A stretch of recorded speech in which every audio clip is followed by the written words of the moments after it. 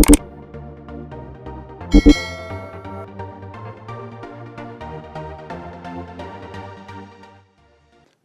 الله الرحمن الرحیم نحمده ونصلي على رسوله الكريم اما بعد فاعوذ بالله من الشیطان الرجیم بسم الله الرحمن الرحیم ان الله لا يغير ما بقوم حتى يغيروا ما بانفسهم صدق الله العلی العظیم. د لیډرشپ د بحثونو په سلسله کې نن موږ د کرټ لیون د لیډرشپ د سټایلونو او د بڼې او ډولونو په اړه باندې بحث لرو. هیله د قدرمنو لیدونکو اوریدونکو د موږ تیرې ویډیوګانې هم بحثونه هم د لیډرشپ په اړه باندې کتلي اوریدلي مو تر څو د همغو په تسلسل کې نننی بحث راونغاړو. بهتره ده چې یادونه وکړم د لیډرشپ د بڼې سټایلونو بحث هغه د انساني ځانګړنو د بشري ضرورتونو یو تر ټولو اړینه بڼه ده. لکه څنګه چې انسانان په توپیري ډول باندې د رنګونو په خوښولو، د ډوډۍ د غذا په انتخاب کې، د هغو شیانو چې دوی خوښیږي وایوري بار بار د اورېدلو د بڼې او د ډول په خپلولو کې، او دارنګه د ویلو او لوستلو د بڼو په خپلولو کې زیار باسي. دارنګه انسانان په مختلفه ډول باندې د لیډرشپ د ډول او بڼې د خپلولو او یا هم د نورو په وجود کې د لیډرشپ د بڼې د خوښولو بیلګې لیدلی کیږي. د سوشل سایکالوجي یا د ټولنې د ارواپوهنې پلار، یعنی هغه کس چې ټولنیز ارواپوهنه ایجاد کړه، د بحثونه یې پکې رامنځته کړل او په لویه کې د سوشل سایکالوجي تیوري یې وړاندې کړه نړۍ ته. هغه کرټ لیون المانی امریکایی ده چې د آلمان څخه امریکې ته کډوال کیږي او هلته خپلو تحقیقاتو ته څېړنو ته د انساني ارواپوهنې او روانپوهنې او دارنګه بیا په لویه کې د ټولنې کې د وګړو ترمنځ د تعامل راکړې ورکړې په دې باندې بحثونه کوي او بالاخره هغه د ټریټ تیوري یا د لیډرشپ د ځانګړنې تیوري هغه ردوي. د 1909 څخه پخوا حتی په تیوریک او علمي لحاظ باندې دا یو منل شوی اصل و چې لیډرشپ خاصو ځانګړنو ته اړتیا لري او دا ځانګړنې عموما په طبیعي توګه یا په ارثي توګه یا د خدای ورکړه په توګه ځینې انسانانو کې ځینو کې نه وي. چا کې چې دا ځانګړنه وي هغه لیډر ده او چا کې چې نه وي هغه د کوښښ نه کوي چې لیډر شي. یعنې دا یو اصل منل شوی و چې لیډرشپ خدای داد مهارت ته یا لیاقت ته استعداد ده او د دې د خپلولو کسبولو لپاره د انسانان کوښښ نه کوي. مګر کرټ لیون دغه بحث په ټولنه کې د تعاملاتو راکړې ورکړې او په لویه کې په ماشومانو باندې د مختلفو تجربو په ترسره کولو سره پراخ او دا علم په دریو کټګوریو کې یا په درې ډوله لیډرشپ کې راونغاړه. د کرټ لیون له نظره موږ په ټولنه کې په تاریخ معاصر تاریخ کې موږ درې ډوله لیډران لرو. لومړنی لیډر د کرټ لیون څخه زیات تاکید په باندې کوي او د منفي انګیري او په ځینو وختونو کې ورته اړتیا لیدل کېږي. له دې امله یې د مهم هم ګڼي چې باید لیډران په دې باندې پوه شي چې دوی کولی شي دغه بڼه ځان ته اختیار کړي او یا که دا بڼه دوی لري نو دوی په خپلو پلویانو کې منفي انګیرنه ایجاد کړې ده، د هغه د له منځه وړلو لپاره باید لاس په کار شي. هغه اټوکریټک یا ډیکټیټر یا اتوریټیرین لیډرشپ ده. کرټ لیون فکر کوي چې اټوکریټک، اتوریټیرین یا ډیکټیټر لیډرشپ هغه بڼه د لیډرشپ ده چې ډیره زیاته آمرانه ده، له حکم څخه ډیره زیاته استفاده پکې کیږي، ډیره ډایرکټ، ډیره نیغه مستقیمه ده. عموما په پلویانو باندې د لوړ کنټرول، د زیات سخت کنټرول له لارې نه رهبر خپله مشري هغه پالي. هغوی ابتکار ته نه پرېږدي، نوآورۍ ته یې نه پرېږدي. د هغوی څخه د تصمیمونو په نیولو کې، د موخو په ټاکلو کې، د لارې په طی کولو کې نظر غوښتنه نه ترېنه کېږي، د هغوی خوښه، د هغوی نظر نه پوښتل کېږي. رهبر ټول مسؤلیت او صلاحیتونه ځان سره ساتي. د کرټ لیون له نظره دا ډول لیډرشپ په عاجلو پیښو کې، په بحرانونو کې د دې لپاره چې د پریکړو د ځنډ مخنیوی وشي ډیره مهمه ده. یعنی لیډران باید دغه بڼه په داسې حالاتو کې اختیار کړي چې کله فکر کوي چې که چیرې د ټولو پلویانو ملاتړو نظر زه غواړم چې وپوښتم او د هغوی غلچان نه زه تصمیم ونیسم، ما نه دا مسله دا پیښه تیریږي یا نور هم سختیږي، مشکلات او بحرانونه ژورېږي. نو دی د همدې حالت څخه په استفاده باندې د لوړ علم، پوهاوي او د زیات په ځان باور او د ښه تصمیم په نیولو سره د آمرانه ډول د لیډرشپ څخه استفاده کوي. په لویه کې د دې لیډرشپ بڼه منفي انګیرل کېږي. پلویان ملاتړي د لیډر هغه ناخوښه وي د حاکمانه او آمرانه بیلګو د خپل مشر د خپل رهبر څخه اندېښنې لري، انګیرنې منفي او ترېنه شکایت کوي. د دې لپاره چې دغه شکایت کم شي او تاسو وکولی شئ قدرمنو لیدونکو اوریدونکو په آمرانه ډول باندې خپل لیډرشپ په بریالیتوب سره په مخ بوځئ، په دې مغه کم محدود وخت لپاره او یا هم د اوږد مهال لپاره تر څو هغه موخه یا هغه بحران حل کړئ، مدیریت یې کوي.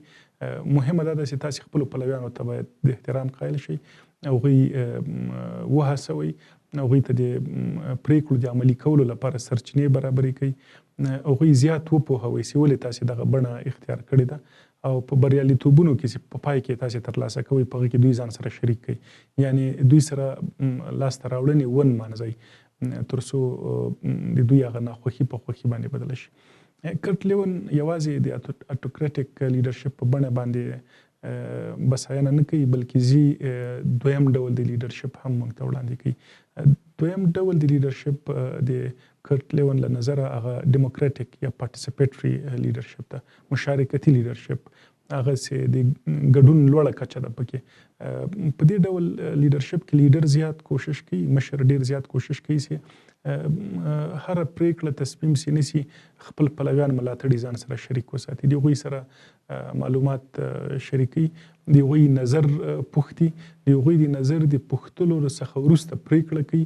پریکړه عموما د اکثریت د آراو په اساس باندې کوي.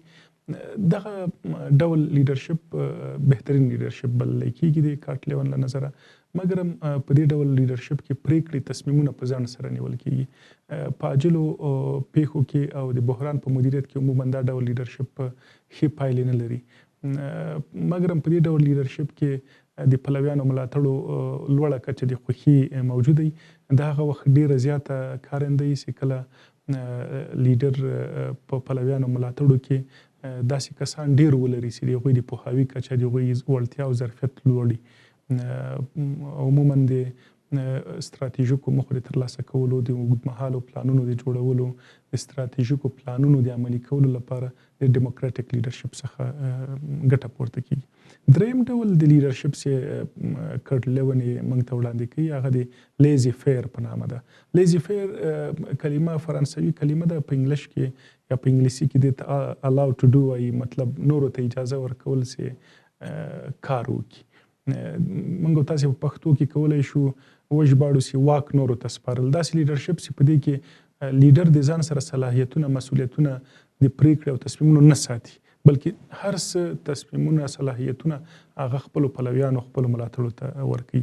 هغوی پرېږدي په ډېره ازادانه توګه باندې چې وکولی شي خپله تصمیمونه ونیسي، خپله پریکړې وکړي او بالاخره د صلاحیت او مسؤلیت څخه پوره ګټه پورته کړي. په دې ډول لیډرشپ کې عموما لیډر د یو سرپوښ دنده ترسره کوي، په دې معنا باندې چې د ملاتړي ملګري، دوستان، ډله، ټیم هغه خوشحاله وي چې موږ یو مشر لرو او د هغه مشر تر سیوري لاندې دوی په ډېره خپلواکۍ، په ډېره ازادانه توګه باندې تصمیمونه نیسي، پریکړې کوي. دا ډول لیډرشپ عموما پاشلی، تصمیمونه، پریکړې پکې ډېرې زیاتې ګټورې نه وي. په عاجلو، ستراتیژیکو او مهمو مسایلو کې پریکړې نشي کولی، لاسته راوړنې هم ویشلي. په دې ډول لیډرشپ کې لیډر باید یوه ځانګړنه ځان ته خپله کړي، هغه داسې دی باید ډېر زیات انعطاف پذیره واوسیږي. په دې معنا چې دی د لیډرشپ د بڼې د بدلولو لپاره باید تیار واوسیږي. ډېر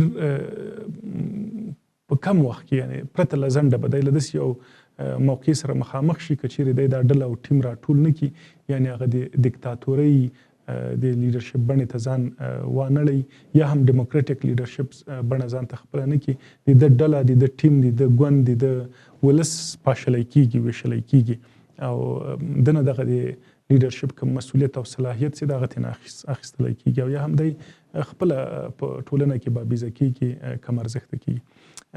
کټ لیون د دې د 3 ډولو لیډرشپ بڼو باندې په نمونو باندې تاکید کوي او فکر کوي چې تر ټولو نه ښه بیلګه نمونه د لیډرشپ هغه ډیموکراټیک پارټیسپیټري یا مشارکتي لیډرشپ ده او تر ټولو بده بڼه هغه د لیزي فیر یا هغه د نورو ته د واک د سپارلو د بڼې لیډرشپ ده. مګرم په لویه کې کټ لیون تاکید دا کوي چې قدرمن ځوانان هغه کسان چې هغوی غواړي د ټولنې د ستر مسؤلیت ته، د لیډرشپ مسؤلیت ته، د رهبرۍ مشرتابه مسؤلیت ته غاړه کېږدي، باید په دې 3 سرو بڼو باندې ځان پوه کړي تر څو د ځانګړو وختونو او د ځانګړو پیښو او د ځانګړو پلانونو د نیولو لپاره په ځانګړي وخت کې ځانګړی لیډرشپ ځان ته خپل کړي او هغه بڼه او نمونه یې ځان ته خپل کړي او دارنګه د دې بیلګو په مثبتو او منفي نقاطو باندې هم ځان پوه کړي تر څو وکولی شي په ښه توګه باندې د خپل مسؤلیت، د خپل صلاحیت، د خپل مشرتابه څخه د خپل ولس، د خپلو ملاتړو د پرمختګ او د ښې روښانې راتلونکي لپاره تصمیم ونیسي. هیله ده چې موږ سره خپل نظریات په لاندې ایمیل ادرس باندې شریک کړئ، موږ سره خپل فیډبک هغه شریک کړئ تر څو موږ وکولی شو په راتلونکو بحثونو کې په ډېرو مهمو موضوعاتو باندې چې تاسې قدرمنو لیدونکو اورېدونکو ته مهم دي، د تاسې ژوند ته بدلون او تغییر ورکولی شي، د موږ او تاسې روان ناورین او غمیزه هغه پې باندې حل کېدلی شي، ځوانان پکې خپل مسؤلیت ته هڅولی شو، هغو ته مخه کړو. په راتلونکو څو ویډیوګانو کې به موږ ډېر زیات مهم بحثونه ولرو. د لیډر بحث تقریبا موږ مکمل کړ، د لیډر تعریف وشه، د لیډر ځانګړنې مو وویلې او دارنګه د لیډرشپ بڼې هغه د 3 مختلفو چوکاټونو یا علماو له نظره هغه وړاندې کړلې. په راتلونکو ویډیوګانو کې به موږ او تاسې په ملاتړو باندې، په ټیم باندې، په ډله باندې بحث کوو چې د دوی اړتیا څه دي، څنګه رامنځته کېږي، څنګه موږ ټیم ساتلی شو او څنګه یو بریالی ټیم کولی شي بریالی مخې وپالي او ترلاسه کړي. تاسې له توجه څخه، پام څخه یوه دنیا مننه. درناوی.